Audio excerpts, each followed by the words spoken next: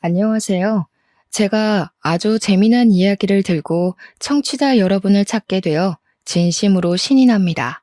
제 나이 40대, 지금은 캐나다에 정착해서 살고 있는 이민자입니다. 처음에는 내 인생이 정말 척박하다, 바람 잘 날이 없다고 생각했는데 마음의 시름을 덜고 난 지금은 아주 재미난 과거가 되었네요. 나이 60도 70도 아니고 고작 40대에 산전수전 다 겪었다고 해도 과언이 아닐 만큼 파란만장한 제 이야기 궁금하시죠? 지금부터 한번 털어놔 보도록 하겠습니다. 끝까지 제 이야기를 함께 해주신다면 너무나도 감사할 것 같아요. 제 나이 20대 후반에 결혼을 했었습니다. 그런데 결혼 3년 만에 파경을 맞이했고 지저분한 싸움 끝에 이혼을 하게 되었습니다. 사실 싸움이라고 하기에는 억울하고 제가 일방적으로 당했다고 하는 게 정답일 것 같아요. 왜 이혼을 하게 되었는지 궁금하시죠? 지금 생각해도 어이가 없긴 한데 멀쩡한 제가 불임이라 오해를 받는 바람에 이혼을 하게 되었습니다. 정작 불임이었던 사람은 저의 전남편이었는데 그 누명을 제가 다 뒤집어 쓰게 된 거였죠. 결혼하고 정말 1년이 넘는 시간 동안 아이를 가지기 위해 안 해본 노력이 없을 정도로 힘을 썼습니다. 배란일을 매번 체크하는 건 물론이고 한약도 먹어보고 남편과 저는 엄청나게 애를 썼어요. 시간을 정말 땅에다 버린 거나 마찬가지였죠. 남편과 도무지 안 되었겠기에 병원을 찾아가서 검사를 했는데 제 자궁과 난소의 기능은 100% 정상으로 나왔지만 남편이 문제였습니다. 제 남편은 정자의 기능이 거의 떨어져 있고 정자의 수도 별로 없어서 임신이 어렵다는 불임 소견을 받게 되었어요. 시험관으로도 가능성이 거의 없다면서 이 정도면 고생만 하고 아이를 가지기 어려울 것이라고 병원에서 시험관을 권하지 않았습니다. 나이도 어린데 임신이 안 된다고 하니까 남편은 엄청나게 좌절을 했어요. 그런 남편을 토닥이면서 기운을 차리게 만든 건 다름 아닌 저였습니다. 전 남편에게 그렇게 이야기를 했죠. 우리 둘이서 행복하게 살면 장땡 아니냐고요. 요즘은 애를 일부러 가지지 않는 부부들도 있는데 우리도 그렇게 둘이서만 오순도순 행복하게 살면 되지 않겠냐고 위로를 했어요. 다행히도 남편은 제 마음대로 움직여줬고 우리 둘이서만 행복하게 살자고 그렇게 약속을 했습니다. 거기다가 제가 제약회사 직원이었거든요. 그래서 일이 엄청나게 바쁘기도 했었어요. 제 커리어에 욕심이 있기도 해서 굳이 아이가 필요하지 않다고 남편을 위한 설득을 엄청나게 했죠. 하지만 우리 둘이 그렇게 결정한 것과 달리 시댁에서는 언제 아이를 낳을 거냐, 임신해라, 손주 타령을 어마무시하게 하셨습니다. 오죽하면 제가 명절을 피하고 싶어서 명절에 특근을 신청할 정도로 시달렸으니 말 다 했죠. 애가 잘생기게 해준다는 한약을 먹는 것은 기본이고 영양제도 매번 몇 박스씩 보내주셔서 집에 둘 자리가 없을 정도였습니다. 점집에도 다녀와 보고 아이가 생긴다는 암자에 가서 기도도 드려보고 정말 별짓을 다 해야 했어요. 남편의 자존심이 상할까봐 차마 시무한테 댁 아드님이 불임이라서 아이를 못 가지는 겁니다. 라고 말을 할 수도 없었습니다. 하루는 제주도에 여행을 가자고 하셔서 마지못해 따라갔더니 가서 도라르방 코를 만지면 아들을 낳는다고 했다고 차를 타고 지나갈 때 도라르방이 보이면 세워서 코를 만지게 하셨어요. 그 현무암에 제 손이 다 까지는 줄 알았다니까요. 처음에는 저에게 미안하다고 손이 발이 될 정도로 빌던 남편이 제가 아무 소리 안 하고 넘어가는 날이 많아지자 슬슬 제 편도 들어주지 않더라고요. 막말로 지한테 문제가 있어서 아이를 못 가지는 건데 입을 싹 닫으니까 제가 얼마나 짜증이 났겠습니까? 하루 이틀이면 몰라도 하루가 채 가기도 전에 몇 번이고 보채는데 진짜 미치겠더라고요. 그렇게 3년이란 세월을 보내고 나니까 시모가 제 탓을 엄청나게 하더라고요. 저한테 대놓고 불임이냐? 네 애 못 가지냐? 자궁이 약하냐? 하면서 살살 쪼아대기 시작하는데 몇 번이고 울컥했는지 몰라요. 제가 문제가 아니라 댁 아드님한테 문제가 있다고요. 하고 싶은데 그때마다 제 눈치를 살살 살피면서 제가 말을 할 수 없도록 남편이 이야기를 돌리곤 했죠. 그러다가 시모가 제대로 선을 넘어버린 겁니다. 처녀 쪽에 얼마나 놀았으면 애도 못 가지냐고요. 제가 그 말을 듣고 더 이상 참았다가는 바보 되겠다 싶어서 남편한테 소리를 꽥 질렀습니다. 야, 네가 뭐라고 말 좀 해봐. 하니까 시모가 거품을 물더라고요. 어떻게 지아비한테 너너 할 수 있냐고요. 그 와중에 우리 남편은 시모한테 뭐라고 한 줄 아세요? 얘 몸이 그렇게 생겨먹었는데 어떻게 하냐는 겁니다, 글쎄. 그 말에 우리 시모는 제가 불임인 걸 확신했고 당장 이혼하라고 난리를 쳤습니다. 이혼하라고 난리를 치니 발등에 불이 떨어진 건 남편이었죠. 새장가를 가더라도 자기가 불임이라 애를 못 낳을 게 뻔한데 어쩌겠어요. 여태 참아주고 다독여준 저랑 평생 붙어먹고 사는 게 제 딴에는 더 편하다고 생각했겠죠. 저한테 울고불고 빌었는데 제가 왜 이 꼴을 당하면서 결혼 생활을 유지해야 하는지 모르겠더라고요. 그래서 시모한테 당당하게 이야기했죠. 제가 아주 편한 며느리였다는 거 나중에 알게 되실 거라고 당장 이혼하겠다고요. 우리 남편은 사색이 되고 저는 남편에게 이야기했습니다. 네가 다음 부인 만나서도 애를 못 가지면 너네 가족들도 그제야 잘 알게 되겠지. 새 부인 맞이해서 잘 살아보라고 했습니다. 그러고는 떡하니 이혼 서류에 도장 찍어주고 나왔죠. 저랑 이혼하고 6개월 만에 전 남편은 선을 봐서 다른 여자랑 결혼을 하긴 했다고 하던데 그 여자랑도 결국 애 못 가지고 불임인 거 까발려졌더라고 하더라고요. 저한테 조금만 참아주지 그랬냐고 연락이 오긴 했었는데 어이가 없어서 쌍욕 한번 시원하게 박아주고 차단해버렸습니다. 여기까지도 엄청 재미있으셨죠? 그런데 제가 진짜 하고 싶은 이야기는 이게 끝이 아닙니다. 저는 이혼을 한 이후에도 여전히 제약회사에 잘 근무하면서 바쁜 일상을 보내고 있었습니다. 제가 이혼했다는 이야기를 제 입으로 떠벌리고 다닌 적은 없었지만 소문으로 은근히 퍼지더라고요. 잘 끼고 다니던 결혼 반지를 빼고 다니면서 사람들이 힐끗힐끗 제 손을 관찰하기도 했고요. 해외 부서로 발령받고 싶어서 발령 신청을 냈었거든요. 그러다 보니 주위에서 암암리에 제가 이혼했다는 소식이 퍼진 것 같더라고요. 하루빨리 해외 근무지에 발령받고 싶었지만 대기도 길고 조건이 좋은지라 몇 년이 걸릴 수도 있다고 하더라고요. 좀 아쉽긴 했는데 실적을 빨리 채우고 근무만 성실하게 해도 자리가 빨리 나올 수 있다고 포기하지 말라는 상사의 말에 대기를 걸어두었습니다. 아무튼 제가 해외 발령 신청했다는 쐐기까지 박아지자 사람들이 그제야 남편은? 하고 물어보더라고요. 그래서 그냥 이혼했어 하고 말했는데 말이라는 게 그렇게 빨리 퍼지는 줄 몰랐습니다. 반나절 만에 회사 사람들 대부분이 제가 이혼했다는 소식을 전해 들었더라고요. 그러던 어느 날 옆옆 부서에 있던 돌싱남이 저랑 별로 친하지도 않은 사람인데 대뜸 이혼했어요? 하고 물어보는 겁니다. 이건 무슨 개똥 매너인가 싶어서 무슨 상관이시죠? 이렇게 대답을 했더니 머리를 긁적이더라고요. 제가 너무 직설적으로 물어봤죠? 하면서 회사에 돌싱 모임이라는 게 있는데 거기에 들어올 생각 있냐고 물어보더라고요. 처음 듣는 소리라 이게 무슨 말인가 했는데 진짜로 회사의 돌싱들끼리만 동호회를 하나 하고 있었던 거예요. 돌싱인 사람들끼리 모여서 건전한 취미 생활을 하는 모임인데 신작 영화가 나오면 3, 4, 5 모여서 같이 보러 가기도 하고 맛집 탐방도 한대요. 술을 잘 마시는 사람들끼리는 술을 마시고 술을 못 마시는 사람들은 커피를 마시면서 이혼에 대한 고찰을 나누는 모임이라는 겁니다.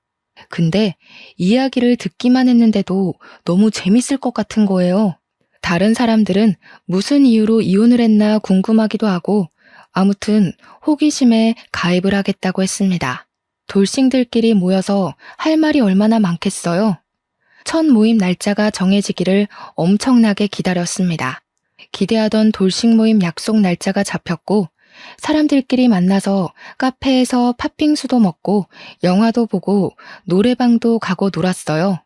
처음 만난 자리인데도 정말 어색한 거 하나 없이 다들 잘해주셔서 적응도 금방 했답니다. 그렇게 여러 번 만남을 거치다 보니까 생각보다 사람들이 멀쩡하더라고요. 저는 좀 걱정하기도 했거든요.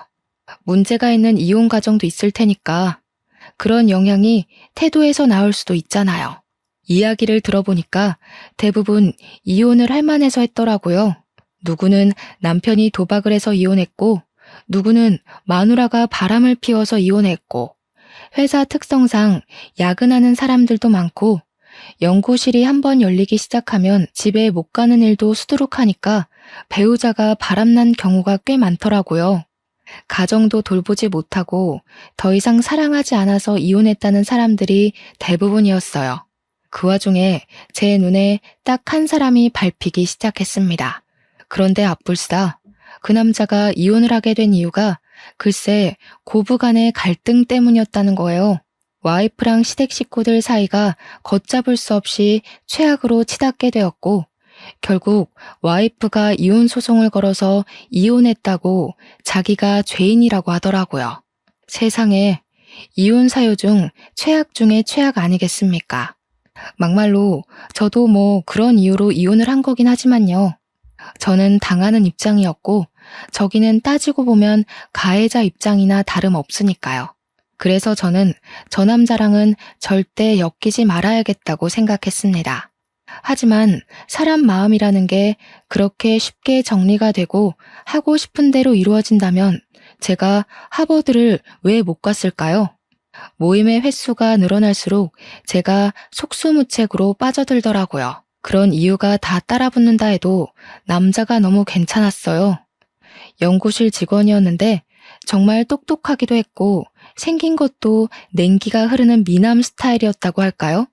약간 은퇴 안경이 잘 어울리는 지적인 이미지가 가득한 남자 있잖아요. 너무 제 취향이었습니다. 게다가 이 사람도 은근슬쩍 저한테 관심을 표현하는데 어른들의 썸이라는 게 느껴졌달까요? 몇 개월 동안 모임이 지속되면서 술자리도 몇 번 가지고 했는데 어느 날 제 옆에 앉은 이 남자가 술을 마시고 제 손을 은근히 잡아오더라고요. 그런데 그 온기가 너무 따뜻하고 포근하고 좋은 거예요. 결국 저도 마음을 열고 이 남자의 품속에 빠져들게 되었습니다. 그러면서도 마음 한구석에 고부간의 갈등이라는 단어가 콕 박혀서 빠질 생각을 하지 않았어요. 그래서 솔직하게 돌파를 하기로 마음먹었고 대놓고 이야기를 했습니다. 고부간의 갈등을 이길 자신이 없다고요.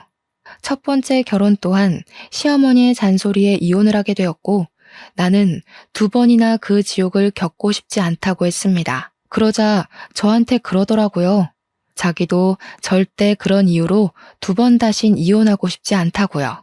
자기가 든든한 벽이 되어주고 무조건적인 편이 되어줄 테니 믿어달라고 하면서 결혼을 하자고 했습니다. 제 나이 34살에 저는 바보 같게도 그 남자를 믿고 2번째 결혼을 결심하게 되었죠. 서로 결혼 이야기까지 나온 마당에 말도 안 되는 일이 발생하고 말았습니다. 바로 제가 신청했던 해외 발령이 떡하니 자리가 났다고 연락이 오게 된 것이었습니다. 이걸 같이 가자고 할 수도 없고 기러기 부부를 하자고 할 수도 없는 상황이 되어버린 것이죠.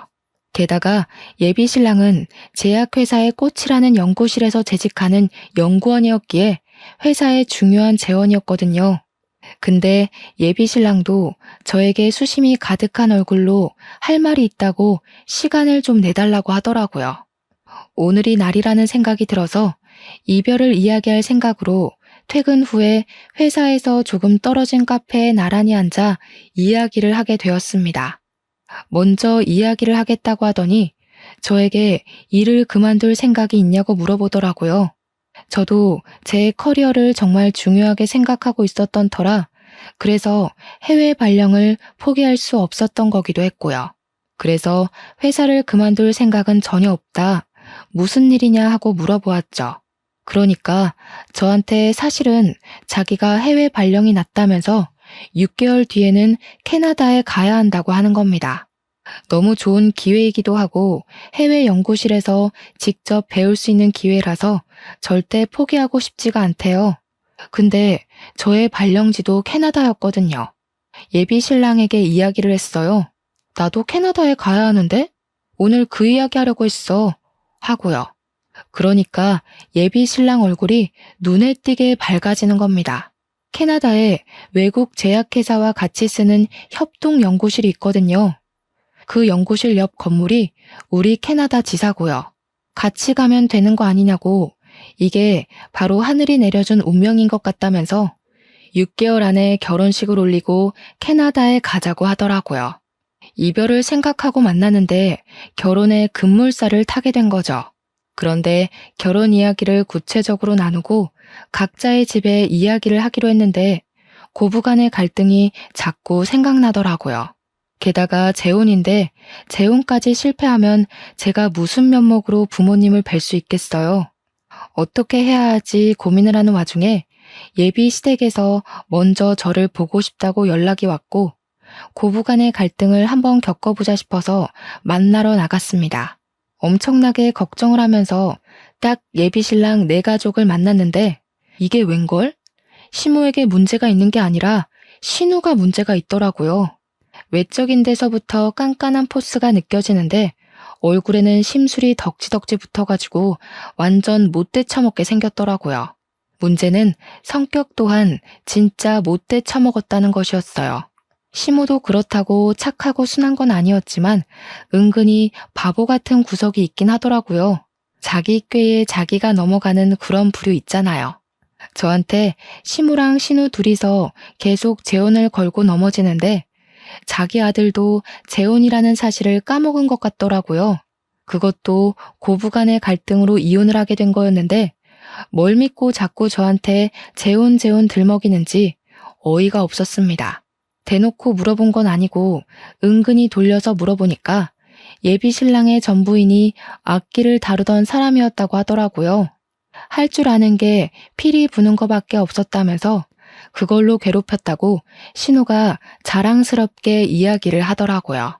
전부인네 집이 꽤 부잣집이었다는데 살림 하나하나 트집 잡으면서 괴롭히니까 못 버티고 이혼하자고 한 거죠.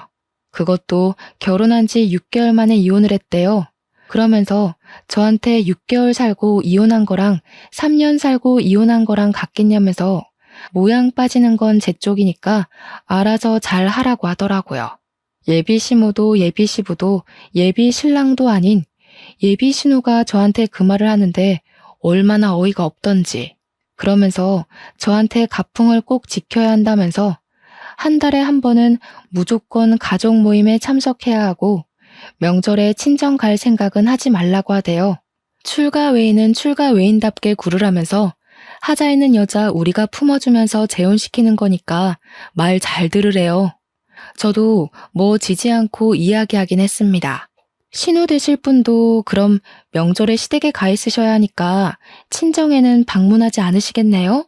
한 달에 한 번 모임도 꼬박꼬박 하시는 거고요. 제가 알아서 챙길 테니까 출가 외인이면 출가 외인답게 구셔야죠. 그러니까 부들부들 떠는데 그 꼴이 퍽이나 우스웠습니다. 예비 신랑도 저한테 말 잘했다면서 누나가 뭔데 우리 결혼에 감나라 배나라 하냐고 신경 쓰지 말라고 하더라고요.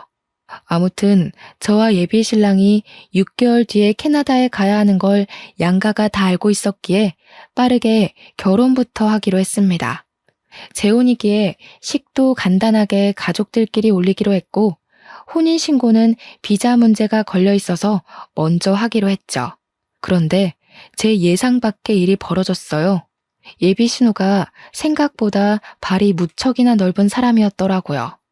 저한테 어디 학교를 졸업했냐, 어느 동네에 살았었냐 이것저것 호구조사를 하더니 뒤에서 몰래 알아봤었나 봐요.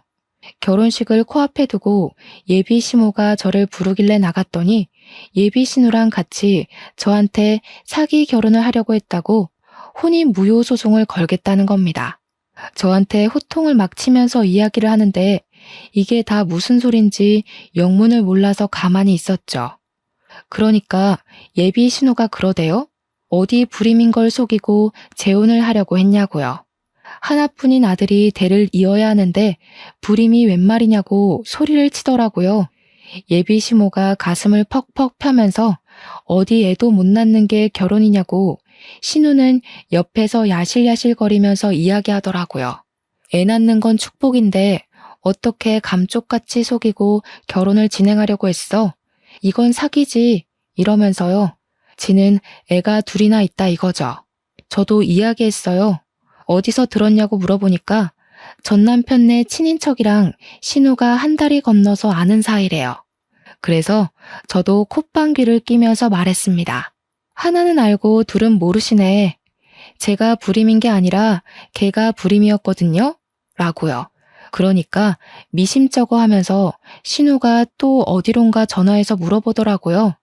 그러더니 큰 소리가 오고 가는데 제 말이 맞는다는 걸 확인한 것 같았어요.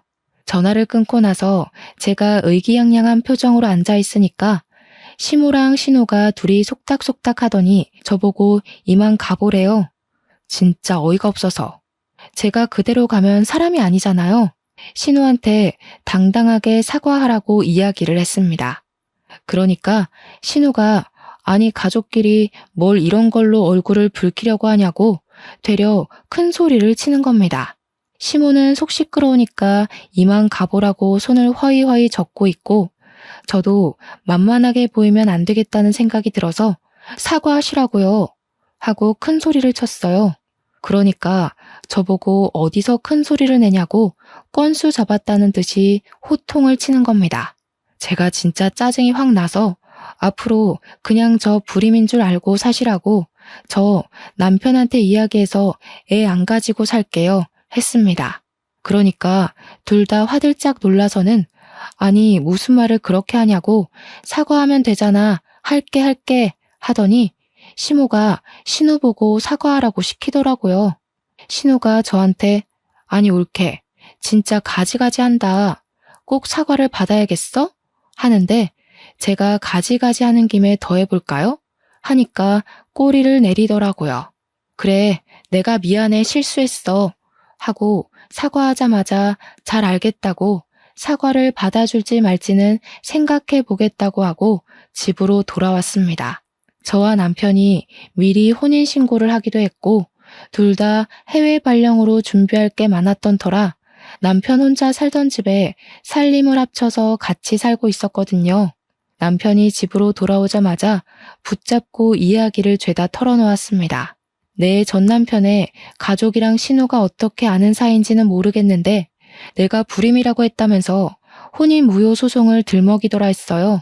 그러니 남편의 얼굴이 사색이 되어서는 미친 거 아니냐고 난리가 났더라고요. 있는 그대로 모든 걸 설명해주고 나니까 남편이 신우한테 바로 전화 걸어서 누구 앞길을 망치려고 하는 거냐고 화를 냈어요. 입 한 번만 더 놀렸다가는 주둥이를 확 꿰매버릴 거라고 앞으로는 조심하라고 난리를 치더라고요.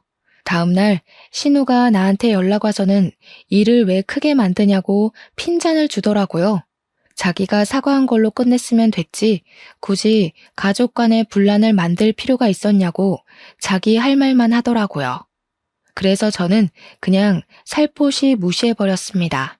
우리 집에서는 사위랍시고 100년 손님 대접해주는데 저는 무슨 시댁의 평생 노예, 몸종 이런 건 아니잖아요.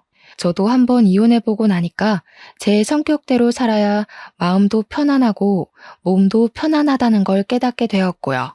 그래서 그냥 캐나다 가기 전까지 내가 하고 싶은 대로 살아야겠다 싶어서 막 나갔습니다. 하루는 시모가 나물 반찬 하는 법을 알려주겠다면서 재료 싹 손질한 상태로 들고만 오라는 거예요. 그래서 저는 나물 반찬을 그냥 반찬 가게에서 사갔습니다. 어차피 그 맛이 그 맛 아니겠어요? 하면서요. 요즘 반찬은 만들어 먹는 것보다 사서 먹는 게 더 싸게 먹히는 거 아니겠냐고 반찬 무더기로 사오니까 시모가 입만 뻐끔뻐끔 하더라고요. 우리 아들은 고기 반찬 좋아하니까 이러면서 고기 반찬 죄다 남편 앞으로 가져다 놓을 때도 저도 좋아한다고 제 앞으로 도로 돌려놓고는 했습니다.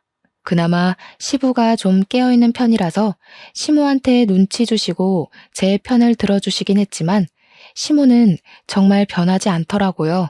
오죽하면 시부가 왜 먹는 걸로 차별하냐고 아들 또 이혼시키고 싶어서 그런 거냐, 사람이 좀 점잖게 있어봐라 하면서 타박을 해주셨습니다. 입이 삐죽 나온 채로 밥을 먹는 시모를 보면서 아주 고소했죠. 아무튼 저희는 착실하게 6개월간 정리를 마치고 캐나다로 떠나왔습니다. 괴롭히는 사람 하나 없으니까 너무나도 평화롭고 좋더라고요. 진짜 대충 3개월 정도 시댁이랑 부딪힌 건데 그 짧은 시간도 너무나도 스트레스였거든요. 전 부인이 6개월 만에 왜 두 손 두 발 들고 이혼하자고 도망을 갔는지 알겠더라고요. 캐나다로 이사와서 우리가 부부라는 이유로 3인이 함께 쓰는 아파트 사택을 회사 측 배려로 내어주었어요. 집도 넓고 편하고 진짜 최고였습니다. 캐나다가 춥긴 하지만 공기도 너무 좋고 어딜 가도 자연 경관이 장관이고 남편이랑 너무 행복했어요. 혹시 워라벨이라는 말 아세요? 워크라이프 밸런스가 어찌나 좋은지 퇴근도 칼퇴근이고 실적 가지고 쪼아대는 것도 없고, 물론 그만큼 스스로 잘해야 하는 것 환경인 것도 맞지만 한국에서 뼈를 갈아 넣으면서 일했던 경력을 생각하면 여기서는 충분히 하고도 남겠더라고요. 그렇게 우리는 3년간의 해외 계약을 잘 마치고 한국으로 돌아가 보자 하는 마음으로 살았습니다. 물론 임신 계획은 3년 뒤로 미루게 되었죠. 제가 임신을 하게 되면 육아휴직을 내야 하는데 발령까지 와서 그러면 민폐니까요. 캐나다에 와서 처음으로 여름 휴가철이 다가왔어요. 남편과 저에게 2주라는 휴가 기간이 주어졌고 첫 휴가이니만큼 한국에 다녀올까 싶어서 고민을 하고 있었습니다.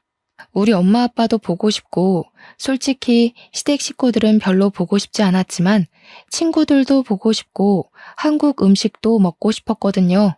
해외 지역 특성상 한식이 좀 비싸서 원 없이 먹기에는 힘들었거든요. 근데 때마침 신우에게 연락이 오더라고요. 휴가 일정이 어떻게 되냐고 물어보더니 대뜸 우리가 캐나다에 안 가봐서 가보고 싶거든 하시는 겁니다.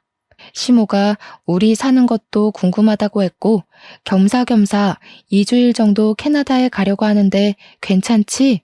하는데 괜찮을 리가 있나요? 저희는 한국 가려고 했다고 이야기를 했더니 그러면 곤란한데? 우리 이미 비행기 티켓 다 끊었어 하는 거예요. 아니, 일정 조율을 미리 하자는 것도 아니고 이미 비행기 티켓 끊었다고 통보하는 건 어디서 배워먹은 버릇인지. 신우는 한술 더 떠서 날짜를 말해주더니 이날 가니까 일정 비워놓으라고 하더라고요. 옆에서 남편은 이러지도 못하고 저러지도 못하고 발만 동동 구르는데 뭐 어쩌겠습니까? 이미 비행기 티켓까지 다 끊어놨다고 하는데 겨울 휴가 때 한국에 들어가자고 꼭꼭 약속을 했죠. 그런데 이 미친 신우가 캐나다에 왔는데 글쎄 아이들 둘에다가 시모까지 넷이서만 덜렁 온 거예요. 그러더니 숙소도 일부러 안 구했다면서 너네 아파트에서 지내면 되겠지? 안내해 하더라고요. 이게 웬 날벼락인가 싶고 진짜 미쳐버리는 줄 알았습니다. 2주일이라는 긴긴 시간 동안 제가 뭐 했는지 상상이 가시나요? 삼시세끼 신우 시모의 애들 둘 밥 가져다 챙겨야만 했습니다. 남편은 관광지를 돌아다니느라 하루 종일 운전만 했고요. 무려 2주일이나 얻은 휴가인데 남편과 둘이 보낼 시간이 단 1시간도 없었다면 믿어지십니까? 진짜 휴가 날짜 꽉 채워서 왔더라고요. 여기가 밴쿠버인데 토리노에 가고 싶다고 하지를 않나. 로키 산맥을 꼭 보고 가야겠으니 운전을 하라고 하질 않나. 여기서 20시간을 운전해야 갈 수 있거든요. 어디서 유명하다는 관광지는 죄다 알아오긴 했는데 우리 집에서의 거리는 전혀 생각하지 않은 관광지들이었습니다. 남편이랑 저랑 거절하는 것도 하루 이틀이지 정말 2주일 내내 지옥 같은 시간을 맛봐야 했어요. 그것뿐이면 제가 말을 하지도 않죠. 신우랑 시모는 쇼핑하러 가야 한다고 남편 끌고 나가서 운전기사 시키고 저는 애들을 돌보라는 겁니다. 이참에 조카들한테 영어도 가르쳐주고 하라는데 조카들이 초등학교 1학년, 3학년이었거든요. 애들이 제 말을 듣겠습니까? 정확하게 신우의 주니어였어요. 한마디로 개망나니 같은 녀석들이었다 이거죠. 신우랑 시모랑 남편이 나가고 애들 둘이랑 저랑 셋이 남았는데 저한테 딱 그러더라고요.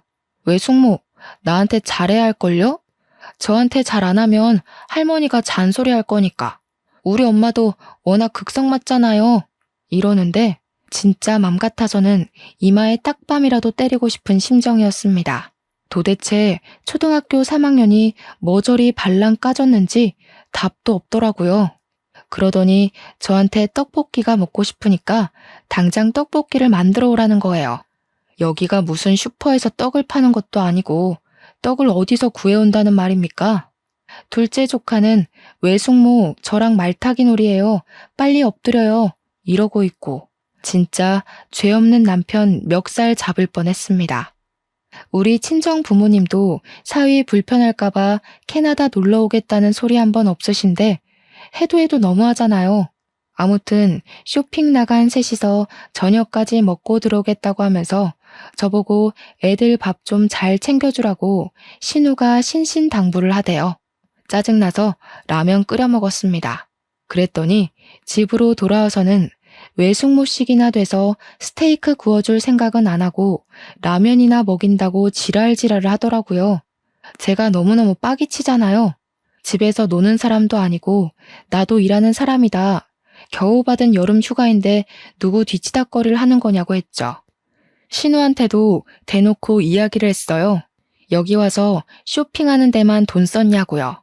애들 데리고 나가서 스테이크를 사 먹이라고 했죠. 우리도 좀 사주고 하라고 여기 와서 숙소 제공하고 관광지도 다 모시고 다녔는데 수고비는커녕 기름값이라도 준 적 있냐고요. 그랬더니 시모가 가족끼리 뭘 그리 계산적으로 나오냐고 애들이 라면 먹으면 몸에 안 좋으니까 하는 소리지 하는 거예요. 그래서 저도 몸보신하고 싶으니까 몸에 좋은 것 좀 사오시라고 했죠. 그렇게 열이 뻗치는 2주일을 보내고 남편이 신우랑 시모한테 신신당부를 하더라고요. 다음 휴가 때부터는 우리가 한국에 나갈 예정이니까 절대로 캐나다 올 생각하지 말라고요. 여기 회사 사택이라 이렇게 많은 사람들이 묵는 것도 당연히 안 되고 시끄럽게 굴면 안 된다고 조카들 때문에 아랫집에서 항의도 들어왔다고 살벌하게 이야기를 했습니다. 이러면 인사고과에 문제 생겨서 승진도 못할 거고 아들 회사 잘리는 거 보고 싶냐고 하니까 시모가 마지못해서 알겠다고 하더라고요. 신우는 세상 빡빡하게 군다고 대기업 너만 다니냐고 구시렁거리는데 신우네는 대기업 다니는 사람 없거든요. 겨울 휴가 때는 일정을 미리 공유하지 않기도 했고 남편이 했던 말이 있어서 그런지 캐나다에 오겠다는 소리가 없더라고요. 그래서 준비했던 대로 한국에 나가서 국내 여행을 쭉 돌았습니다. 시댁에는 딱 하루만 갔고 남편이랑 둘이 제주도도 다녀오고 친정에서도 며칠 쉬고 친구들도 만나고 했어요. 시무만 우리 아들 한국 왔는데 왜 이렇게 얼굴 보기가 힘드냐고 우는 소리를 했는데 남편이 쉬러 온 거니까 집에 안 갈 거라고 못을 박더라고요. 그래도 마음에 걸리긴 했는지 혼자 시댁에 하루 갔다 오더니 저한테 안 따라가길 잘했다고 하대요. 시모가 며느리 일 시키려고 잔뜩 준비를 해놨더래요. 제가 안 가서 신우랑 시모가 일 다 했다면서 다음에도 가지 말라고 하더군요. 겨울을 한국에서 잘 보내고 다시 캐나다로 들어와 회사 일에 치여 엄청 바쁘게 지냈습니다. 그렇게 또 여름 휴가가 왔는데 남편이 이번에는 미국으로 가서 휴가를 보내고 오자고 하더라고요. 그런데 아니나 다를까 신우한테서 연락이 오더라고요. 이번 여름 휴가는 언제냐고요? 저희 미국 갈 거예요 하고 이야기하니까 그러면 곤란한데? 이러더니 우리 애들 좀 보내려고 했다고 캐나다에서 영어 배우면 좋잖아. 아니면 미국으로 보낼까? 데리고 좀 갔다 와 하는 겁니다. 한 달 정도 보낼 테니까 케어 좀 부탁한다고 하는데 남편이 전화를 빼앗아 말했어요. 우리 휴가 2주일밖에 안 되고 미국 갈 건데 무슨 한 달 동안 보내겠다는 미친 소리를 하고 있냐고 했죠. 그러니까 신우가 뻔뻔하게 우리 애들 다 커서 밥만 잘 챙겨주면 되니까 미국은 다음에 가라는 거예요. 남편이 보내기만 해보라고 공항에서 국제 미아되는 꼴 보고 싶으면 그렇게 하라고 했더니 신우가 가족끼리 너무하다고 난리더라고요. 그렇게 여름 휴가는 남편과 저와 둘이서 미국 여행을 잘하고 돌아왔습니다. 캐나다도 좋은데 미국도 진짜 좋더라고요. 그 다음 휴가 때 진짜 진상 신우의 제대로 된 모습을 볼 수 있었습니다. 이번에는 신우도 작정을 했는지 갑자기 연락이 와서는 우리 애들 내일 캐나다 들어가니까 공항에서 픽업 좀 하라는 거예요. 제가 놀래서 애들끼리 온다고요? 했더니 다 컸으니까 상관없다고 밥 잘 챙겨주고 숙제 좀 도와주고 영어 공부도 시켜줘 하고는 끊더라고요. 남편이 열받아서 계속 전화를 걸었는데 그 뒤로는 아예 남편 전화도 제 전화도 수신 거부를 했는지 받질 않았습니다. 남편이 찜찜하니까 어쩔 수 없이 공항에 나갔는데 진짜로 몸만한 캐리어 2개를 질질 끌고 조카들 2명이 덜렁 캐나다에 온 거예요.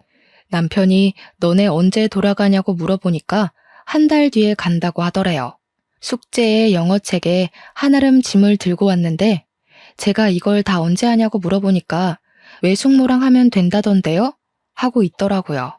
진짜 한 달 동안 제가 애들 수발을 다 들었는데 진심으로 아이 낳는 게 왜 축복인지 모르겠더라고요.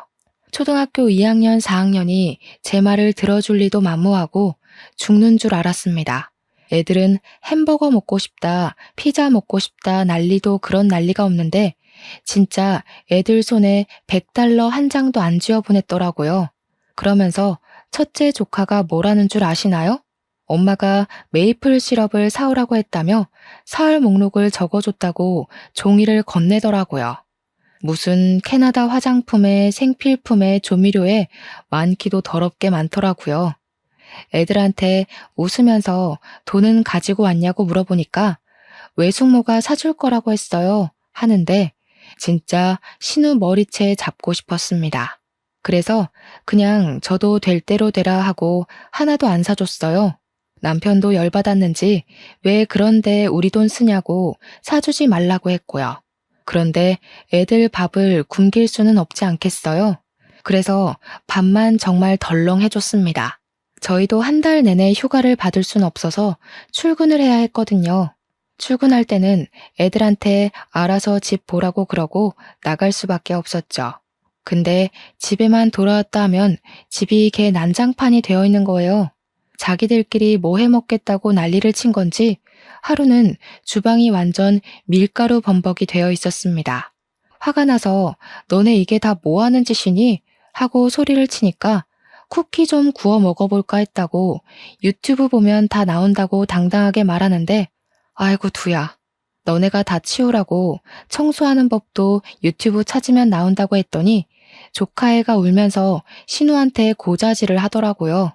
외숙모가 구박해서 여기서 더는 못 지내겠다고 했는지 신우가 난리를 치는데 그 엄마의 그 딸이더군요. 결국 난리치는 신우 목소리 듣기 싫어서 남편에게 토스했죠. 그랬더니 남편도 쌓아둔 게 많았는지 신우한테 진짜 분노의 지랄을 하더라고요. 애들한테 돈 한 푼 안 주고 캐나다까지 보내는 건 어디서 배워먹은 진상짓이야? 자기들이 집 난장판 만든 건 생각도 안 하고 누구 보고 치우라고 고자질을 해대고 앉았어. 애들이 뭘 보고 자랐으면 가정교육이 이따위겠냐고. 진짜 쪽팔린 줄 알아. 조카들도 남편이 화내는 걸 처음 본 건지 잔뜩 쫄아서는 그 뒤로 착실하게 공부만 하더라고요. 그 다음부터 신우가 휴가 때 애들을 캐나다에 보내겠다는 소리도 쏙 들어갔고요. 저희는 3년 동안의 해외 발령을 무사히 마치고 한국에 돌아가게 되었는데 그즈음 제가 임신을 하게 되었어요. 만삭 때 육아휴직을 내기로 해서 임신 중에도 일을 하고 있었죠. 그런데 캐나다에서 협업했던 외국 제약회사에서 꾸준히 남편에게로 스카우트 콜이 들어왔습니다. 우리 남편의 연구가 마음에 들었다고 연봉 협상도 원하는 대로 해주겠다고 하는데 한국 생활보다 캐나다 생활이 좋았던 터라 고민이 되더라고요. 그래도 일단 임신 중이니까 조금 더 고민을 해보기로 했어요. 애 키우기는 한국만한 곳이 없으니까요. 아무튼 한국에서 살 집은 친정 옆으로 정했습니다. 제가 임신을 했다는 게 크게 작용해서 친정 근처로 온 건데 시댁에서 난리가 난 거예요. 시댁 근처로 와야지 우리 아들을 엄한데 뺏기게 생겼다고요. 남편은 시댁 근처 가면 피곤해진다고 싹 무시했어요. 그렇게 임신 18주쯤 되었을 때 일이 터지고 말았습니다. 시무랑 신우가 마사지를 가야겠다면서 저에게 애들을 봐달라고 하더라고요. 애들도 초등학교 6학년, 4학년이었으니까 대충 숙제만 시키면 된다고 하길래 알겠다고 했죠. 근데 제가 임신을 하고 나니까 시도 때도 없이 졸린 거예요. 그래서 소파에서 잠시 자고 있었는데 둘째 조카가 숙제 다 했다고 놀아달라고 저를 깨운 거죠. 너무 푹 잠들었던 터라 잠이 덜 깬 상태로 왜 하고 있는데 일어나 보라고 하면서 둘째 조카가 제 배 위로 올라타선 심한 응석을 부렸습니다. 그런데 순간 배가 너무 아파서 눈앞이 핑 돌면서 배가 미친 듯이 땡기고 식은땀이 줄줄 나는 거예요. 30시간 같은 3분이 지났는데 배가 괜찮아지지 않고 점점 뭉치는 느낌이 들고 아랫배가 찢어지는 느낌에 땅바닥에 주저앉고 말았는데 조카 2명이 저를 손가락질을 하더라고요. 와, 아픈 척 지리고 오지고. 이 말을 내뱉는데 순간 눈물이 줄줄 나는 겁니다. 때마침 시부가 집에 왔고 제가 배를 붙잡고 대굴대굴 구르는 걸 보고 급하게 119를 불렀어요.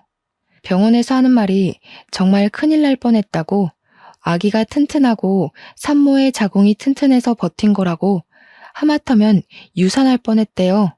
시부가 열받아서 씩씩거리고 남편도 헐레벌떡 오고 시무랑 신우도 병원에 왔는데 신우가 뻔뻔하게 애들이 장난 좀 쳤다던데 뭘 이렇게 유난이야?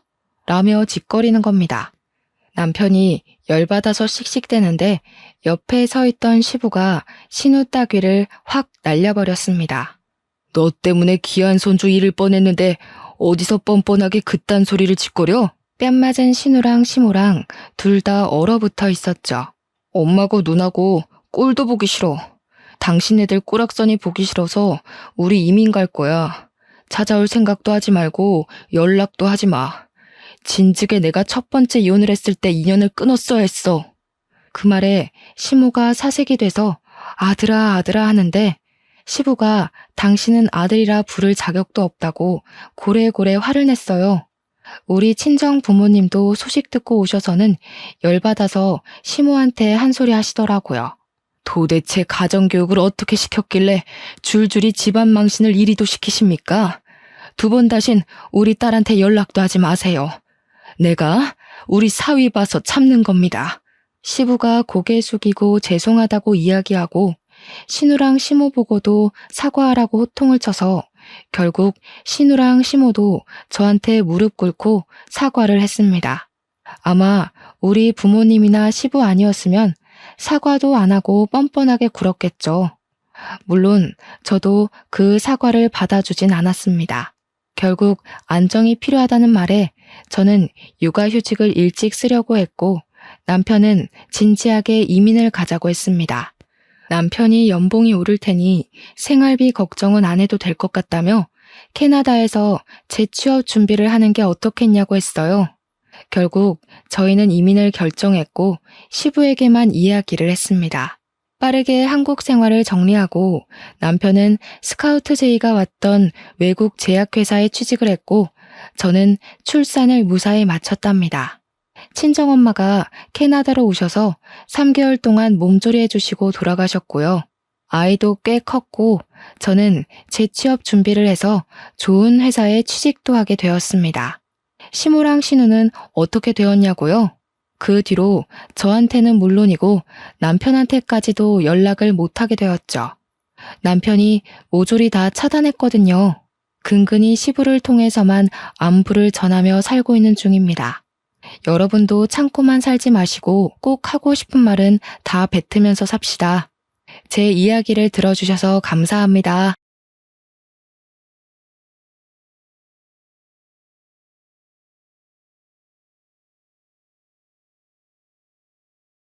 안녕하세요. 모든 사건의 전말을 알게 된 이후 한동안 시름에 빠져 살다가 이제야 훌훌 털고 나온 40대 여자입니다. 정말 이 사건을 어떻게 이야기를 해야 할지 막막합니다만 세상에 천벌받을 사람들이 많다는 걸 공론화시키고 싶어서 이렇게 글을 씁니다. 저희 아버지는 한평생 너무나도 선한 사람으로 살다가 억울하게 눈을 감으셨습니다. 정말 상상조차 할 수 없는 일이 저에게 벌어지게 된 것이죠. 다시 생각해도 가슴 아프고 머리가 어질어질할 정도로 충격적인 일이지만 이야기를 풀어보도록 하겠습니다. 저의 고향이자 지금까지 살고 있는 곳은 지방 변두리에 있는 작은 마을입니다. 자세한 위치는 차마 적을 수 없는 점 양해 부탁드립니다. 워낙 시골 동네고 좁디 좁은 곳이라 소문이 빨리 도는 곳이거든요. 작은 마을의 특성상 읍내로 나가려면 차를 타고 15분 정도 가야 합니다. 우리 마을 안에도 필요한 가게는 몇 군데 있긴 하지만 생활권이 좋은 동네는 아니었어요. 그래도 한 동네에서 오래오래 대대손손 다들 얼굴을 보고 자란 사이라서 그런지 마을 사람들끼리의 단합도 좋고 사이도 좋았습니다. 서로 좋은 게 있으면 기쁨으로 나누고 아픈 게 있으면 슬픔으로 나누는 정감 있게 그렇게 사는 사람들이었습니다. 제가 대학을 다른 지방으로 진학을 하게 되면서 그 마을을 떠나게 되긴 했지만 우리 부모님 곁에는 좋은 친구들이 있었기에 마음 놓고 떠날 수 있었습니다. 특히 제가 마을에 살면서 제일 친하게 지내던 친구가 하나 있었는데 이름이 순이였습니다. 순이는 공부는 별로 못했지만 손이 진짜로 야무진 친구라서 이것저것 다재다능하게 잘하는 친구였어요. 거기다가 순이 씨 집 아저씨가 우리 엄마랑 초등학교 때부터 동창인 사이인지라 다른 집들보다 순이네 집과 함께 보낸 시간이 몇 배로 많았습니다. 부모들끼리도 숨기는 거 없이 친한 사이니까 당연히 자식들끼리도 친해진 거였죠. 저에게는 2살 터울의 남동생이 있었는데 제 남동생도 순이를 저보다 더 친누나처럼 따르고 지냈습니다. 제 말은 믿지 못해도 순이의 말이라면 껌뻑 죽는 신용까지 하는 사이였으니 얼마나 돈독한 사이였는지 상상이 가시죠? 순이네 아줌마는 마을에서 유일하게 세탁소를 운영하시던 분이었습니다. 사실 마을 사람들이 입는 옷이 다 고만고만해서 세탁을 맡길 일은 별로 없었는데 수선 솜씨가 정말 좋으셨어요. 다 해진 옷을 기워 새 옷처럼 만들어주시기도 했고 유행이 지난 옷을 리폼해서 다른 옷처럼 만들어주시기도 했습니다. 아줌마의 야무진 손을 순이가 그대로 물려받은 거였죠. 거기다가 순이네 아저씨는 동네 유일한 자동차 정비소를 운영하고 있었습니다.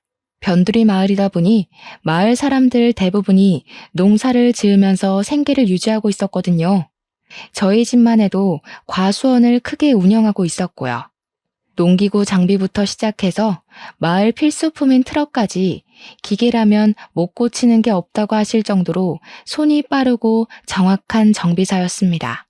과수원을 운영하던 저희 집은 순이네에게는 항상 무상으로 개일 과절들을 나눠주곤 했죠. 마을에서 가장 큰 땅을 가지고 있다고 소문이 난 우리 집인 만큼 농작물도 꽤 여러 종류를 재배했거든요. 어릴 때는 철마다 트럭을 타고 과일을 따러 다니는 게 재미있기도 했죠. 과일을 수확하는 철이면 순이도 순이네 아줌마 아저씨도 모두 우리를 도와주곤 했습니다.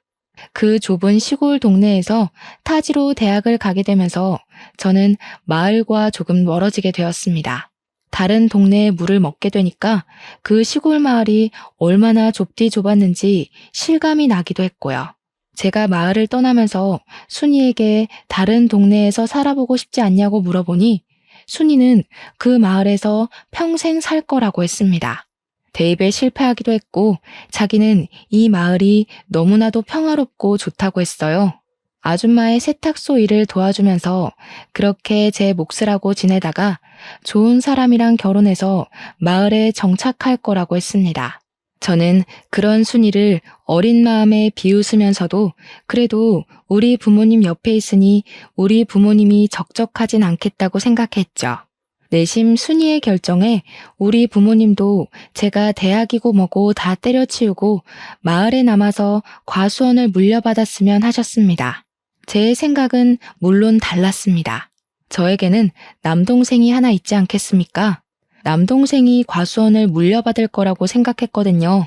그 땅이 얼마나 큰 땅인데 당연히 장남에게 물려주는 게 인지상정 아니겠습니까? 어릴 때부터 저는 그 땅을 단 한 번도 탐내본 적이 없습니다. 남동생이 기둥처럼 버티고 있었으니까요. 타지 생활은 꽤 어려웠습니다. 너무나도 세련되고 현대 문물에 능한 친구들 사이에서 시골 촌뜨기가 할 수 있는 건 별로 없었습니다. 물론 마을이 구석진 곳에 있다고 해서 전기도 안 들어오고 휴대폰도 안 터지고 하는 건 아니었지만 친구들이랑 처음 패밀리 레스토랑에 갔을 땐 겁이 나더군요. 아무리 메뉴판을 읽어봐도 뭐가 뭔지 모르겠고 이거 주세요 저거 주세요 하는 친구들을 보면서 따라하는 것밖에 할 수 없었거든요. 게다가 대학 생활 자체가 별로 재미가 없었습니다. 친구들이랑 술을 먹고 클럽에 가고 해도 시끄럽기만 하고 재미는 없었고요. 제일 큰 것은 성적에 맞춰서 대학을 간 것이어서 전공하던 과목도 그다지 관심이 가지 않는다는 거였죠. 꿈도 없이 그저 이 대학에 붙었으니까 가야지 하고 온 순간의 선택은 참으로 많은 스트레스를 주었습니다. 하지만 대학 자체는 졸업을 해야 했기에 저는 꾸역꾸역 버텨내고 있었습니다. 그렇게 2년을 버텨내고 동생에게서 서울에 있는 대학에 합격을 했다고 연락이 왔습니다. 저보다 더 똑똑했던 동생이었기에 당연히 서울에 있는 학교에 무난히 합격할 거라고 생각했는데 기뻐하는 동생의 목소리를 들으니 더욱 좋더라고요. 그런데 동생이 저에게 제가 상상도 하지 못했던 이야기를 넌지시 꺼내더라고요. 자기는 언론 쪽으로 공부를 해서 자랑스러운 기자가 되고 싶다고 이야기를 했어요. 그래서 동생에게 너의 끈기라면 충분히 해낼 수 있을 거라고 문제가 뭐냐고 물어보니까 집에서 과수원을 물려받으라고 재촉을 한다는 거였습니다. 생각해보니까 그렇더라고요. 동생이 기자가 되고 제가 대충 취업을 하게 된다면 과수원을 물려받을 사람이 아무도 없는 겁니다. 부모님께서 누나도 없는 마당에 동생에게 대학도 가지 말고 하루빨리 과수원 일을 배우라고 했다는 겁니다. 너네 누나도 도망갔는데 당연히 둘째가 물려받아야 모양이라도 살지 않겠냐고 했다는데 제가 띵 하더라고요. 제 동생은 꿈도 확실하고 공부도 저보다 훨씬 잘하지 않겠어요? 저는 성적에 맞춰서 간 대학이기도 했고 서울에 있는 학교도 아니었고요. 거기다가 전공 과목 자체도 저와는 영 맞지 않는 것 같고 이렇게 시간을 보내도 되나 싶어서 적당한 중소기업에 취직하려고 애쓰지 않을까 하던 찰나였거든요. 제 인생 모토가 대충인 사람이라 대충 졸업하고 대충 취직하고 대충 결혼해서 대충 살아야지 싶었는데 동생의 고민을 들으니까 너무나도 부끄러워진 거죠. 하지만 저에게도 꿈이라는 게 생길지도 모르는 일이니까 동생에게 딱 잘라서 내가 과수원을 물려받을게 라는 말도 못하겠더라고요. 결국 대학을 졸업할 때까지 저에게는 과수원이 짐처럼 남게 되었고 휴학을 하고 군대를 간 동생에게 결심을 말했어요. 내가 과수원을 물려받을 테니까 넌 꼭 기자가 되어서 네 꿈을 이뤘으면 좋겠다고 했습니다. 동생은 저에게 울먹이면서 고맙다고 몇 번이고 인사를 했어요. 누나가 그 짐을 짊어지는 대신 자기도 꼭 누나를 돕겠다고요. 말이라도 고맙지 우리 동생이 언제 저렇게 철이 들었나 싶더라고요. 저는 결국 타지 생활을 청산하고 다시 그 좁디 좁은 마을로 내려가게 되었습니다. 버스 터미널에서 마을버스를 타고 한참을 들어가 마을 입구에 딱 섰는데 뭔가 느낌이 새롭더라고요. 이제 여기에 뿌리를 내리고 우리 가업을 잇기 위해 내가 노력을 해야지 하고 결심을 단단하게 했어요. 제가 과수원을 물려받겠다고 부모님께 이야기를 했던 건 아니라서 앞으로 부모님과 상의를 하긴 해야 했어요. 그냥 막무가내로 마을에 내려온 것이었거든요. 집에 도착하니 그냥 놀러 온 줄 알았던 딸이 짐을 싸들고 온 걸 보고 부모님께서 조금 놀란 듯 하셨습니다. 저는 다짜고짜 할 말이 있다고 부모님께 이야기를 풀어놓기 시작했어요. 남동생의 꿈을 응원해주고 싶으니까 혹시 아들이 과수원을 물려받아야 하는 법이 있는 거 아니면 제가 물려받고 싶다고요. 부모님께서는 예상도 못했던 일이 벌어지긴 했지만 과수원을 물려받겠다고 자식이 짐까지 싸들고 내려왔으니 두 팔 벌려 환영을 해주었습니다. 세상에 아들이 물려받아야 하는 법이 어디 있냐면서 그렇게 꽉 막힌 사람들 아니라고 이제 과수원 운영하는 법을 찬찬히 알려주시겠다고 했어요. 저는 부모님 집에 정착을 하게 되었고 타지에 있던 짐들도 전부 부모님 댁으로 보냈습니다. 그렇게 1년을 넘게 과수원 일을 제대로 배우기 시작했습니다. 그냥 그동안 했던 것처럼 과일만 따고 선별만 하고 포장만 하면 끝나는 일인 줄 알았더니 내부에서 이뤄지는 사무일이 엄청나게 많더라고요.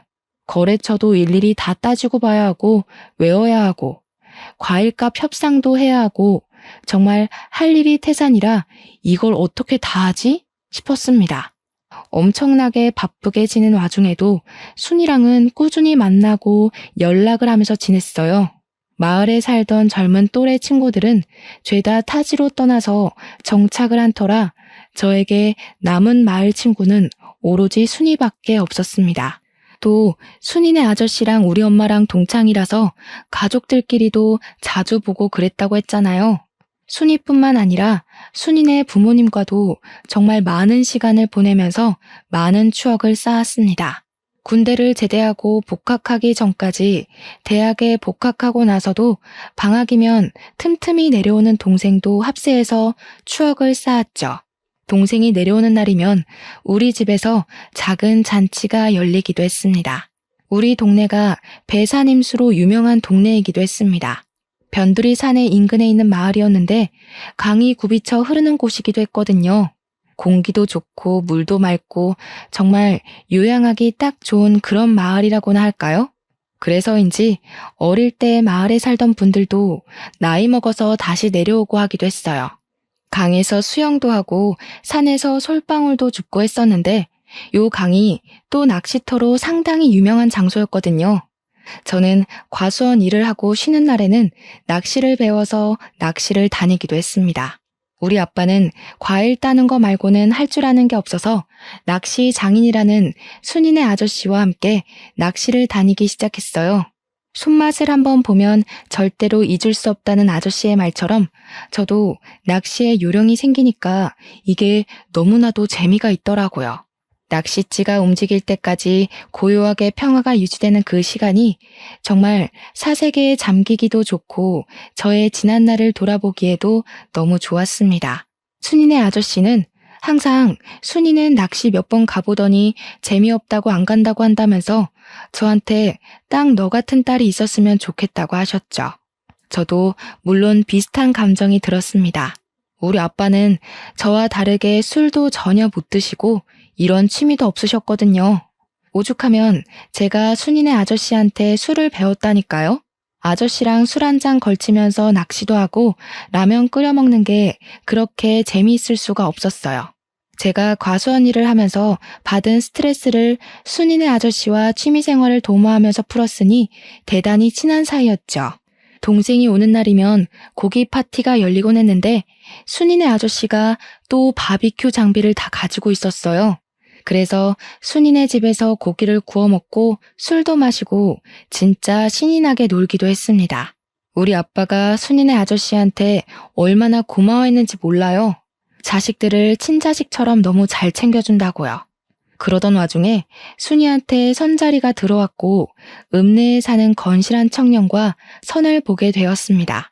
마을에 계신 어르신이 주선한 선자리였는데 그 어르신이 평판이 별로 좋은 분은 아니라서 저희 가족도 꽤 걱정을 하긴 했어요. 그런데 발그레해진 뺨을 하고 돌아온 순이는 그 남자가 너무나도 마음에 든다고 했습니다. 평소 마을을 떠난 적 없던 순이가 아줌마 밑에서 세탁소 일 도우며 근근히 잡일하며 사는 게 마을 사람들도 걱정이 되었었나 봐요. 시집이라도 멀쩡하고 건실한 남자 붙잡아서 가는 게 좋은 거 아니겠냐고 주위에서도 잘 만났다고 칭찬을 해주었죠. 웬일로 그 괴팍한 노친네가 좋은 사람을 다 소개해줬냐고 잘 됐다고 한 소리씩 얹었어요. 상대방도 그렇고 순이도 그렇게 둘 다 첫눈에 뿅 간 건지 연애를 시작하더니 얼마 지나지 않아서 결혼까지 하겠다고 한 거죠. 우리 집 와서 연애하는 이야기를 해주는데 제가 너무너무 신기하더라고요. 어떻게 사람에게 첫눈에 반할 수 있지? 싶어서요. 저는 여태 그런 운명의 상대를 만나본 적도 없었고 첫사랑이라고 일컫는 그런 남자도 없었거든요. 혼자 짝사랑을 두어 번 해봤는데 상대가 저에게 관심 없는 걸 알자마자 자연스럽게 마음이 식더라고요. 아무튼 이런저런 이야기를 나누는데 우리 아빠가 옆에 슬쩍 오더니 우리 딸이 아무것도 모르는 철부지였구나 하시는 겁니다. 그러더니 첫사랑이란 게 무척 대단한 사랑이라고 하더라고요. 추억으로도 깊이 남는 거고 또 시간이 지나면 친구로도 남는 게 첫사랑이라고 하시는데 첫사랑이랑 무슨 친구를 하나 싶었죠. 세상에 그런 사람이 어디 있냐고 하니까 아빠가 껄껄 웃으면서 너네 엄마가 첫사랑이랑 친구하고 지내잖아 이러는 겁니다. 알고 보니까 순이네 아저씨가 우리 엄마의 첫사랑이라고 하더라고요. 제가 얼마나 놀랐는지 몰라요. 여기가 무슨 할리우드도 아니고 첫사랑이랑 같은 동네 살면서 허구한 날 자식들의 배우자까지 끼고 친구처럼 지낼 수 있나 싶었죠. 순이도 그 이야기는 처음 들었는지 무척 놀래더라고요. 아무튼 평생 마을을 떠나지 않을 거라고 이야기했던 순이가 결혼을 하고 읍내로 떠나게 되었습니다. 그게 제 나이 30살의 이야기네요. 제 동생은 착실하게 신문사에 취직해서 인턴을 하고 있었고 저는 과수원에 대해 대부분 모르는 게 없는 상태가 되었습니다. 순이는 시집가서 정말 행복하게 살고 있는 듯 했어요. 얼마나 마음이 행복했는지 모릅니다. 그러던 어느 날 늘 웃음꽃이 피어있던 순이의 얼굴에 그림자가 슬쩍 드리우기 시작했어요. 순이에게 무슨 일 있냐고 물어봤는데 아무 일도 없다고 하더라고요. 그래서 그냥 그런가 보다 했죠. 그렇게 속절없이 시간이 흐르고 구정이 되어서 순이가 친정집을 찾아왔는데 남편이랑 같이 오질 않았더라고요. 제가 슬쩍 남편은 어디 가고 순이 너만 왔어? 하고 물어보니까 남편이 일이 바빠서 같이 못 왔다고 하는데 표정이 좀 울상이더라고요. 표정이 영 안 좋으니까 친구로서 걱정도 되고 왜 그렇게 안색이 별로냐고 물어봤죠. 결혼한 지 1년밖에 지나지 않았는데 벌써부터 권태기가 찾아온 거야? 하면서 너스레를 떨었어요. 그랬더니 그냥 조용히 웃고 말더라고요. 그래서 혹시 너 임신해서 컨디션이 안 좋은 거 아니냐고 물어봤죠. 순이가 한숨을 푹 쉬면서 아니라고 임신을 해야 하는데 잘 안 돼서 스트레스라고 하더라고요. 시댁에서 손주를 빨리 낳으라고 닥달하는 듯 했어요. 참 대한민국의 꼬장꼬장한 시어머니들이란 위로는 해야겠다. 저도 잘 모르는 부분이니까 그냥 말로만 이야기를 해줄 수밖에 없었죠. 너무 스트레스 받으면 임신에 영향을 끼친다더라. 마음 편하게 먹고 기다리면 찾아오지 않겠냐. 이런 말들이요.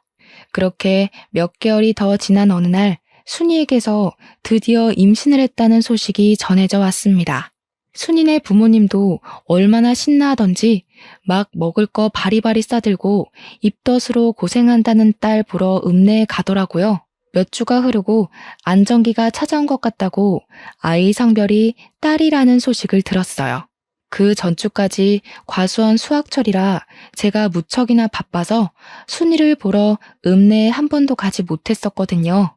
이참에 아기 옷이나 한 벌 사서 순이한테 선물로 줘야겠다 싶었죠. 이왕이면 서프라이즈로 해주면 어떨까 싶기도 했어요. 순이는 일을 하지 않고 집에서 지내고 있다는 이야기를 들었거든요. 그래서 순이네 아저씨한테 순이네 읍내 집을 물어보고는 때마침 내려온 남동생과 함께 선물을 사들고 찾아갔습니다. 딸을 가졌다고 했으니 분홍색 네이도 사고 아가들이 쓰는 용품들도 사서 순이네 집 벨을 눌렀습니다. 분명 벨을 누르기 전에 안에서 사람 기척도 느껴졌고 순이 목소리도 흐릿하게 들린 것 같은데 벨을 누르자마자 조용해지는 거예요. 못 들었나 싶어서 현관문을 쿵쿵 두들기는데도 아무도 문을 열어주지 않더라고요. 벨을 2번 더 누르고 아무도 없어요? 순이야! 하고 부르는데 누가 누구세요? 하면서 화를 내면서 문을 벌컥 열더라고요. 순이 남편이었어요. 그런데 꼬락서니가 영 이상한 겁니다. 술 냄새도 잔뜩 나고요. 저를 빤히 쳐다보면서 인상을 쓰길래 나 순이 친구라고 순이 집에 있죠? 하는데 집에 순이가 없다는 거예요. 분명 제가 순이로 추정되는 목소리를 뻔히 들었는데 순이 없다고 문을 떡하니 지키고 있으니까 수상하잖아요. 마누라가 임신까지 했는데 설마 이 새끼 바람을 피우는 건가? 하는 생각이 들었죠. 근데 현관 앞 신발장에 순이가 맨날 신는 신발이 떡하니 있더라고요. 그래서 제가 순이 목소리를 들었다고 순이 불러달라고 했습니다. 그 순간 우리 남동생이 뭔가 이상한 낌새라도 느낀 건지 그렇게 예의가 없는 자식은 아닌데 순이 남편을 밀치고 집으로 들어가는 겁니다. 당황한 순이 남편은 뭐 하는 짓이냐고 남동생을 끌어내려고 하고 저는 그런 순이 남편한테 순이가 근처에 나간 거면 집에서 기다리겠다고 했죠. 우리가 선물도 사왔는데 문전박대하는 건 아닌 것 같다. 내 동생 서울 가야 하니까 오늘 꼭 만나야 한다고 했습니다. 순이 남편이 짜증을 확 내는데 집에 들어간 동생이 갑자기 막 집안을 뒤지는 거예요. 순이 남편이 놀래서 뭐 하는 거야? 나가! 하는데 남동생이 아랑곳하지 않고 방문을 막 벌컥벌컥 열었어요. 일단 남동생이 이상한 행동을 하니까 저도 따라 들어가서 뭐 하는 짓인가 하고 살펴봤죠. 집이 큰 집도 아닌데 물건이 어찌나 너부러져 있는지 발에 막 채이더라고요. 순이 성격이 청소를 안 할 아이도 아닌데 하고 의심하고 있었습니다.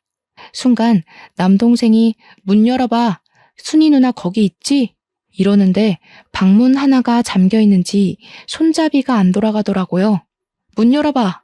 정순이 거기 있지? 이러는데 순이 남편이 너 뭐야? 뭐 하는 새끼야? 경찰 부를 거야? 난리가 난 겁니다. 순간 이거 보통 일이 아니다 하는 생각이 머릿속에 확 스쳐서 제가 순이가 있을 법한 방문에 대고 소리를 쳤어요. 순이야, 우리가 도와줄게 나와봐. 무슨 일인데 그래? 그 순간 순이가 문을 열고 나오는데 저랑 남동생은 까무러치는 줄 알았습니다. 순이가 코피를 줄줄 쏟아내는 채로 머리까지 잔뜩 헝클어진 상태로 울면서 나오더라고요. 제가 너무 놀라서 순이야! 하고 순이에게 달려갔는데 순간 남동생이 순이 남편 멱살을 떡하니 잡더라고요. 우리 남동생이 키도 크고 덩치도 꽤 좋았거든요. 키도 작고 몸집도 호리호리한 순이 남편은 우리 동생에게 멱살이 잡힌 채로 대롱대롱 매달렸어요. 캑거리면서 이거 놔 하는데 남동생이 완전 열이 받아가지고 소리를 막 치더라고요. 너 소문 안 좋은 걸 내가 나중에 듣는 바람에 결혼을 말리지 못한 게 천추한이다 이러는데 저는 너무 놀랐죠. 남동생이 네가 우리 순이 누나 때렸냐면서 주먹을 주는데 진짜 싸움이라도 날 것 같아서 남동생을 말렸습니다. 동생이 증거가 중요하니까 순이 누나 사진을 찍어두래서 미안했지만 순이의 초라한 모습을 사진으로 찍어두었습니다. 순이 보고 집으로 가자고 했더니 절대 못 간다면서 이 꼴을 하고 어떻게 부모님을 뵙냐고 울더라고요. 그랬더니 남동생이 씩씩거리면서 순이 누나 여기 있다가 저놈한테 험한 꼴 당하고 싶어? 이러면서 우리 집으로 가자고 했어요. 부모님 집이 아니라 우리 집으로 가자고 하니까 순이도 결국 따라오더라고요. 우리 집으로 돌아와서 순이의 꼬락서니를 본 부모님은 억장이 무너진 사람처럼 목덜미를 잡으셨습니다. 그 논팽이 새끼가 미쳐도 단단히 미친 게 틀림없다면서 어떻게 임신한 마누라를 이 꼴로 만드냐고 했어요. 결국 우리 부모님이 순이네 부모님한테 연락을 했고 한달음에 우리 집으로 달려와 순이의 모습을 보고 엉엉 우셨습니다. 저와 남동생에게 순이를 구해주어서 고맙다고 몇 번이나 인사를 하셨는지 몰라요. 우리의 가족 같은 순이를 구하는 건 당연한 일이었지만 그래도 몇 번이나 고맙다고 하니 몸둘 바를 모르겠더라고요. 그런데 거기서 끝났으면 참 좋았을걸. 순이가 집으로 돌아간 뒤 순이네 아줌마가 순이 다친 데를 살핀다고 이리저리 둘러보다 알게 된 거죠. 생각보다 상처가 너무 많고 온몸이 난장판이 되어 있다는 걸 직접 눈으로 보게 된 겁니다. 남편의 그런 행패가 하루 이틀 만에 이루어진 게 아니라는 걸 알게 되었고 그런 놈을 사위라고 예뻐했다는 게 너무 화가 나셨나 봐요. 그대로 순이네 아줌마가 쓰러지시고 말았던 거죠. 그래도 정신은 어느 정도 있으셨는데 순이가 며칠 뒤 유산까지 하고 나서는 완전히 정신까지 놓아버리셨습니다. 병원에서는 갑자기 혈압이 한 번에 올라서 쓰러진 거라고 하면서 본인 의지가 가장 중요한 거라고 했다더군요. 한마디로 순이네 아줌마가 깨어날 의지가 있어야만 정신을 차릴 수 있을 거라고 약으로는 할 수 있는 게 없다고 이야기를 했대요. 그렇게 순이네 아줌마가 쓰러져서 병원 신세를 지게 되니까 순이도 순이네 아저씨도 병원을 계속 들락날락하게 된 거죠. 근데 그때가 또 수학을 마친 과일을 선별해서 경매에 내놔야 하는 시기였거든요. 제가 하루 종일 바쁘게 일에 매진해야 하는 시기라서 정말 정신이 하나도 없는 상태였어요. 우리 아빠도 저와 같이 과일 선별하고 경매 준비하느라 정신이 없었고 유일하게 여유가 있는 엄마가 순이네를 챙기기 시작했습니다. 순이네 아줌마가 정신을 못 차리고 있으니까 우리 엄마가 직접 순이네의 반찬을 챙겨서 가져다 주고 하셨어요. 순이는 순이네 아줌마 병실에서 먹고 자고 하고 있었는데 아저씨는 정비소 일을 언제까지고 미룰 수가 없으니까 일을 하셔야 했거든요. 거기다가 하루 입원비도 어마어마하게 비싸다면서 일을 해야 병원비도 감당할 수 있다고 했어요. 처음에는 엄마가 일주일에 한 번씩 가서 반찬만 후딱 전해주고 오시더니 시간이 지날수록 점점 방문 횟수가 늘더라고요. 오죽하면 아빠가 뭘 그렇게 열심히 챙기냐고 첫사랑은 이길 수 없는 거냐며 농담을 던지시기도 했습니다. 그때마다 엄마는 한 동네에서 평생을 보고 자란 친구인데 이 정도는 해줘야 하는 거 아니냐고 실없는 소리 하지 말라고 했죠.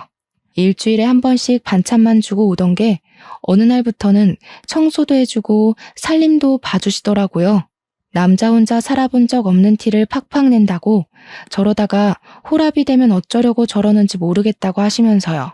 나중에는 우리 집에 있는 시간보다 순이네 가 있는 시간이 더 많은 듯 했습니다. 문제는 더 있었어요. 순이 남편이 순이를 병원까지 찾아와서 난동을 부리게 된 겁니다.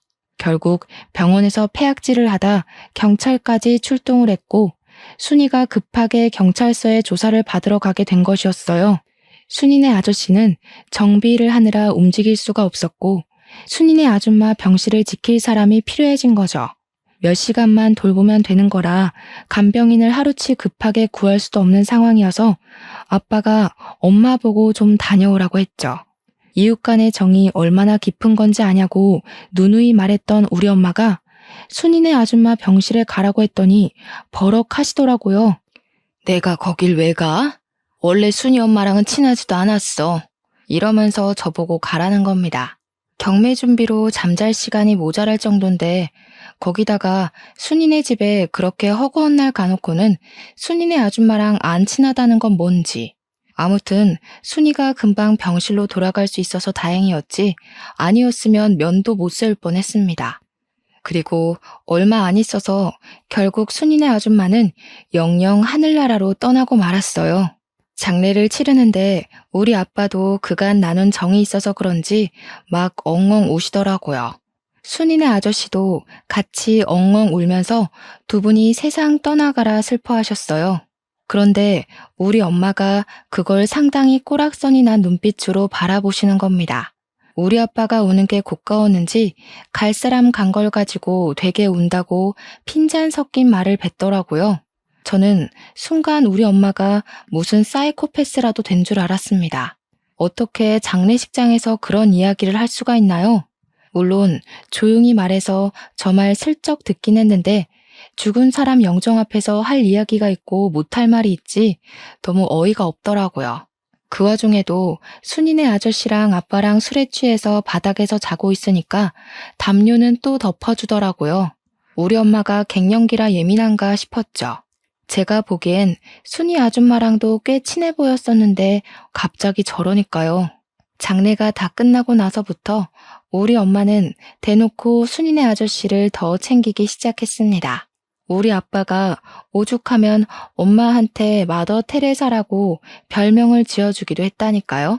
우리 아빠가 허락한 일이고 자주 챙겨야 덜 외롭지 않겠냐고 하신 터라 그러려니 하긴 했지만 솔직히 남복이 좀 무섭더라고요. 혹여라도 이상한 소문이라도 나는 건 아닌가 걱정이 되기도 했어요.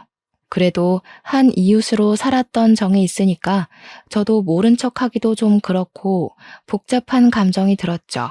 순이도 결국 남편과 이혼을 하고 아이의 집으로 돌아와서 순이네 아줌마가 운영하던 세탁소를 물려받아서 일을 시작했어요. 근데 이상하죠? 순이가 돌아왔으니까 더 이상 우리 엄마가 순이네 아저씨를 챙길 이유가 없는 거나 마찬가지 아니겠어요? 발길이 조금 뜸해지긴 했지만 그래도 일주일에 한 번씩 반찬을 주러 가더라고요. 순이도 손재주가 워낙 좋은 아이라 반찬 같은 걸 다 할 줄 알 텐데 엄마가 왜 저렇게까지 챙기나 싶었습니다. 동생이 내려오면 순이네 집에서 바비큐를 하고 잔치도 열고 하긴 했지만 그래도 우리 가족끼리 보내는 시간이 꼭 있었거든요. 그런데 우리 동생이 정식 기자가 되어서 진짜 몇 개월에 한 번 내려올까 말까 하는데도 꼭 순이네랑 같이 모여야 한다는 겁니다. 그 순간 그런 직감이 드는 겁니다. 우리 엄마가 설마 순이랑 동생을 이어주려고 저러는 건가 하는 생각이요. 젊은 남녀니까 충분히 정분이 생기고도 남을 수 있지 않겠어요? 순이가 이혼하기 전에 찾아갔을 때 동생이 예민하게 행동한 부분도 있었고요. 순간 나만 모르게 가족들끼리 이미 다 행동에 옮기고 있었나 싶었습니다. 근데 제 걱정과 달리 엄마가 동생 붙잡고 이야기를 하는 걸 들었습니다. 절대 순이한테 마음 주지 말라고 유산도 했고 이혼도 했는데 죽어도 저런 며느리 못 본다고요. 동생도 말도 안 되는 소리 하지 말라고 만나는 여자친구 있다면서 걱정 말라고 했죠. 엄마가 너무 오버를 하니까 또 이상한 거예요. 순이네 아저씨는 그리 챙기면서 순이한테는 왜 그러나 진짜 이해가 안 갔습니다. 그 즈음부터 해서 엄마가 자꾸 과수한 일은 나 몰라라 하고 읍내에 놀러 다니기 시작했습니다. 읍내에 모임이 있다면서 나가 놀고 친척들 만난다고 다른 지방에 놀러 간다 그러고요.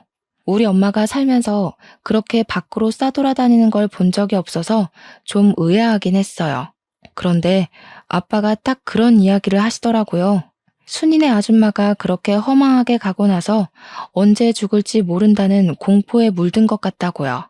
하고 싶은 거 하게 내버려 두는 게 지금으로서는 최선인 것 같다고 하는데 아빠의 표정이 참으로 씁쓸해 보였습니다. 저는 별다른 말 없이 아빠의 결정을 존중해 주기로 했어요. 엄마와 평생 산 건 아빠니까 제가 가타부타 말을 얻는 게 부부간의 신뢰를 깨는 것 같다는 생각이 들어서였죠. 그렇게 몇 개월이 지나고 우리 남동생이 결혼하고 싶은 여자가 있다면서 같은 회사에서 재직 중인 여자를 데리고 마을을 왔어요. 그전부터 만나는 사람이 있다고 우는 띄어났던 터라 드디어 우리 남동생이 장가를 가는구나 싶었죠. 집에 인사를 시키는데 옳게 될 사람이 너무 참하고 예쁜데 똑똑하기까지 하더라고요. 저도 그쯤 거래처 직원인 남자와 썸을 타고 있던 시기였어요. 우리 아빠는 저에게 넌지시 남동생이 널 제치고 먼저 장가를 들어도 괜찮겠냐 하는데 무슨 문제가 있겠습니까? 아무 문제도 없다고 했죠. 남동생이 축복 속에 결혼을 하고 서울에 완전히 정착을 하게 되었습니다. 저도 동생이 결혼하고 1년 뒤에 만나던 남자와 결혼을 하게 되었고요. 거래처 직원이었지만 과수원 일도 빠삭하고 사람이 건실하고 괜찮더라고요. 나중을 생각하면 과수원을 같이 운영해 줄 수 있는 든든한 사람 같아서 평생을 함께하기로 약속했습니다. 제가 결혼할 때 우리 아빠가 과수원과 관련된 모든 재산을 저의 명의로 넘겨주었습니다.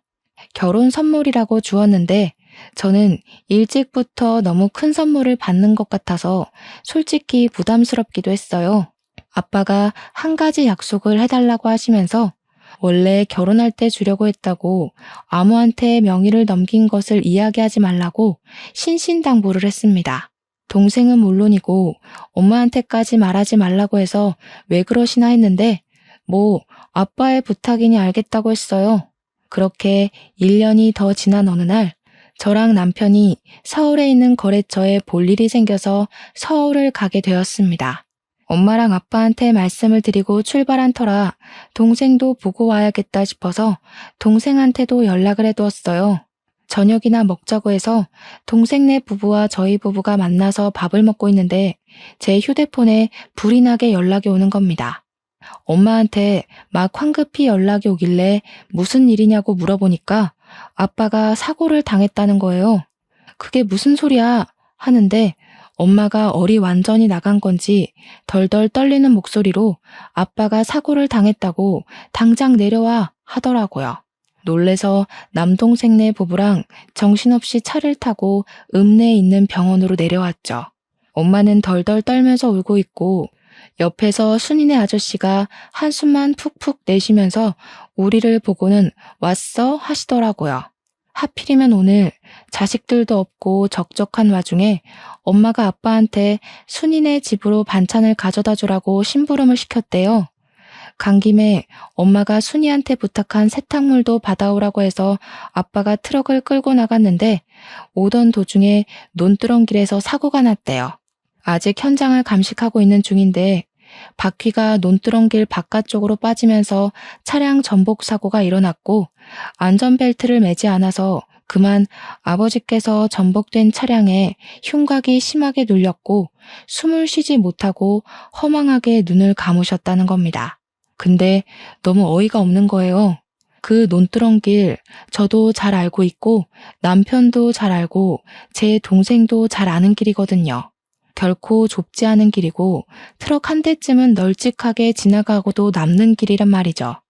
거기다가 아빠가 한평생을 그 길에서 운전을 했는데 갑자기 바퀴가 빠진다는 것도 말이 안 되고요. 더군다나 우리 아빠는 술을 잘 드시지 못해서 음주운전을 했을 리도 없는데 그 길에서 바퀴가 빠진다는 게 말이 안 되는 거예요.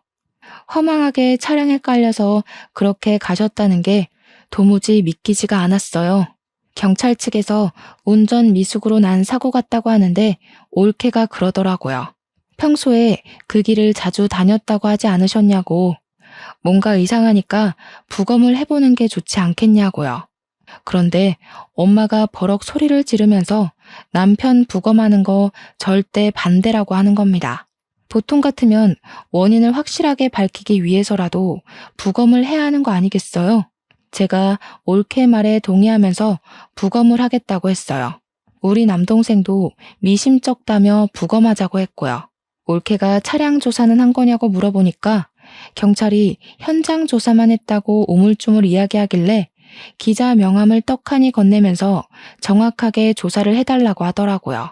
엄마는 한 동네에서 무슨 소문이 날 줄 알고 그런 짓까지 하냐고 했지만 올케가 딱 잘라서 차량 조사까지 부탁드린다고 했죠.